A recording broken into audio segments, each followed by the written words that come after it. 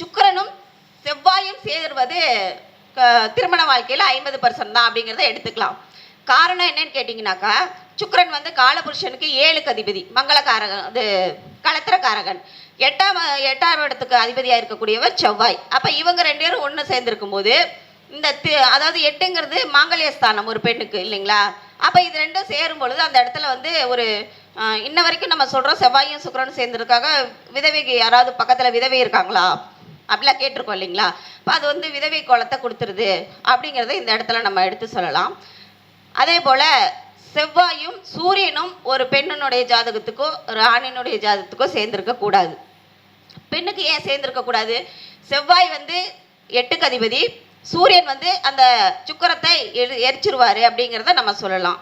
அப்போ இது ரெண்டும் சேர்ந்துருக்கும் பொழுது, அதாவது நெருப்பு ராசின்னு சொல்லக்கூடிய மேசம், சிம்மம், தனுசு, இந்த 3 ராசிகள்லையும் சேர்ந்துருக்கும் பொழுது அந்த இளம் வயதில் அமங்கலி அப்படிங்கிற ஒரு பாடலே அதுக்கு இருக்குது. இடுகதிர் ஒன்று கூடி எங்கு நிற்பினும் இளம் வயதில் அமங்கலி ஆவாள் அப்படிங்கிற ஒரு பாடலும் இருக்குது. இதுதான் அந்த காலத்தில் வந்து எந்த ஒரு பழமொழியும் சும்மா சொல்லி வைக்கல, எல்லாமே காரண காரியத்தோட தான் சொல்லி வச்சுருக்காங்க. அப்போ சூரியனும் செவ்வாயும் சேர்ந்துருக்கும் போது அது வந்து அந்த களத்திர தோஷத்தை, மாங்கல்ய தோஷத்தை அங்கே கொடுத்துருது அப்படிங்கிறத இந்த இடத்துல சொல்லலாம். அதே போல் காலபுருஷ தத்துவப்படி முதல் கேந்திராதிபத்தியம் தோஷம் பெற்றவர் சந்திரன்.